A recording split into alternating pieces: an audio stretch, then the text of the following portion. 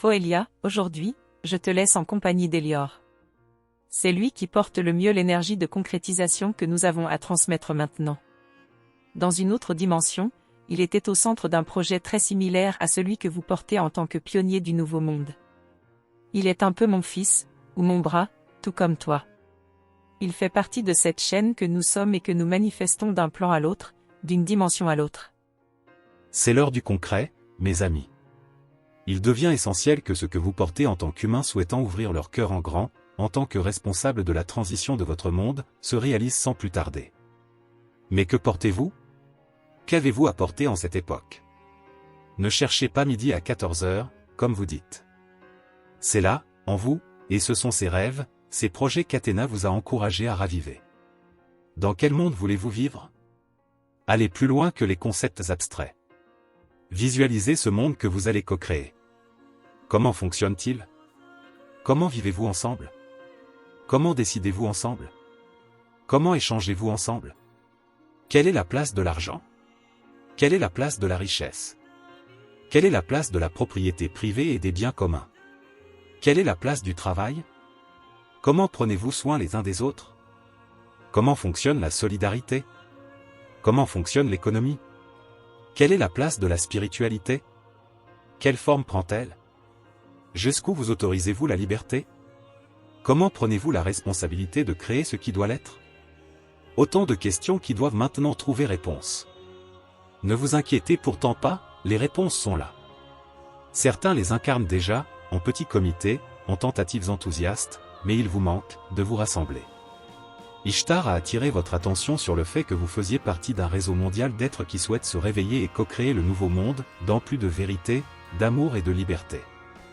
Oui, vous faites partie d'un réseau, qui commence doucement à émerger. Vous faites partie de ce réseau, et peut-être avez-vous commencé à vous en rendre compte. Il se tisse de jour en jour.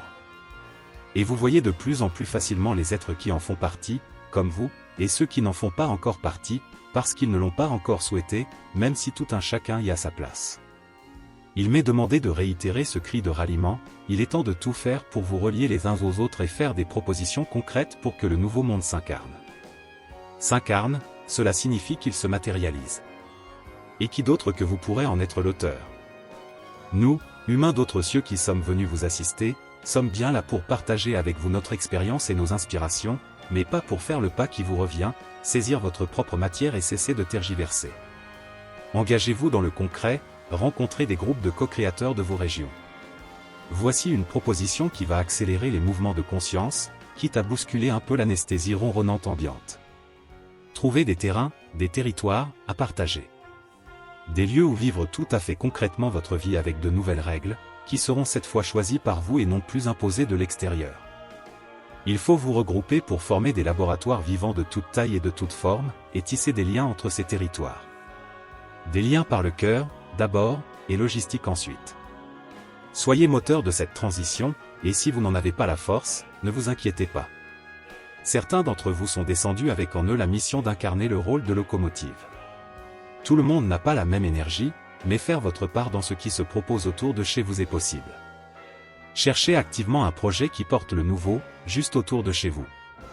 Si vous en avez l'énergie, soyez à l'initiative et conviez chez vous les êtres qui, dans votre entourage, portent la même envie d'avancer. Ne vous mettez aucune pression, ne fixez aucune attente, aucune obligation de résultat.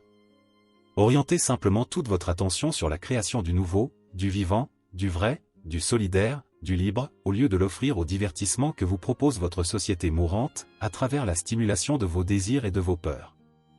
Sentez cette mission de pionnier que vous avez choisi d'incarner dans cette vie. Votre cœur vous le crie, n'est-ce pas? Alors, faites des pas, rencontrez-vous, rassemblez-vous et construisez ce monde dont vous avez les plans au bout du cœur. Merci Elior. Pour ma part, j'ai des plans à proposer, mais ce n'est peut-être pas le lieu.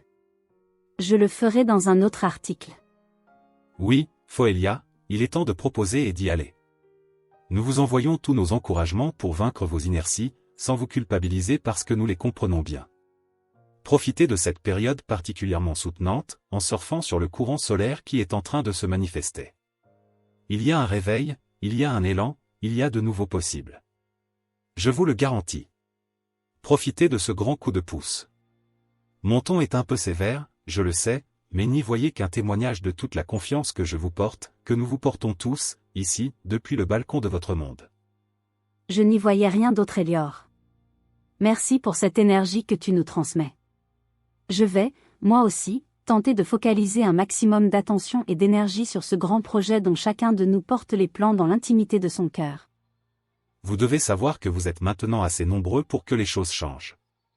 Ça demande juste un peu d'organisation et de reliance.